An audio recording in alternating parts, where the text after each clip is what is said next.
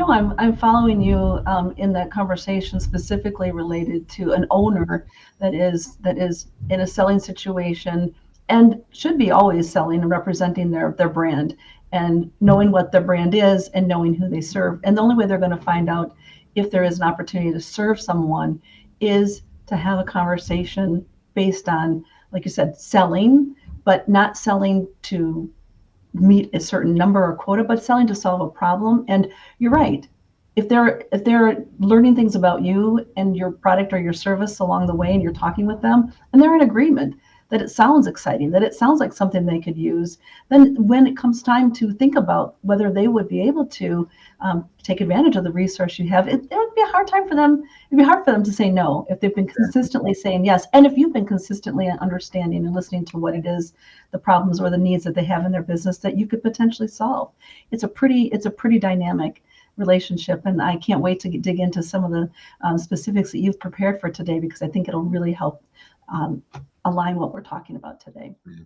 And I like to just thank you. I like to just point out that what you just said is why yes questions are so important. We think of them as tie downs. You've heard of tie downs, haven't Yeah. you? You know it. Yes. You've used tie downs yourself, don't you? Those tie downs feel salesy, and so a lot of salespeople don't like to use them. The point is more about getting the prospect saying yes than it is about using a tie down question that sounds like a tie down. There are other ways to get them to say yes. And one of them is to ask them what's important to them, this or that. And when they tell you that, later on in the discussion, you can say, you did say that that is important. Did I hear that right? They're going to say yes. And if you Agreed. said to them, I'm probably surmising that since you said you like that, you're probably not in favor of this. Is is that something you would agree with? Yes. So those are different ways of getting to yes questions. Nothing happens until something is sold. I got this a long time ago. This goes back into the 20s and 30s, Dale Carnegie days, and nothing happens till something is sold. And so often we get caught up in all of this, the website and these things, but you have to make a sale. And the sales process, this is for owners who also choose to sell, CEOs, executives, anyone who finds themselves selling in an undefined or unscripted sales type situation.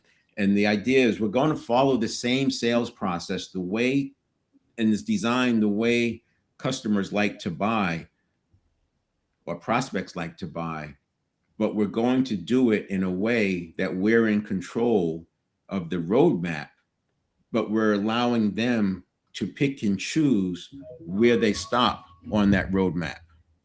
So if you think about it as a sales journey, we're constantly moving along, but we know where we're going. We know where the signposts are. And what we're doing is helping them, we're priming them for what's coming next.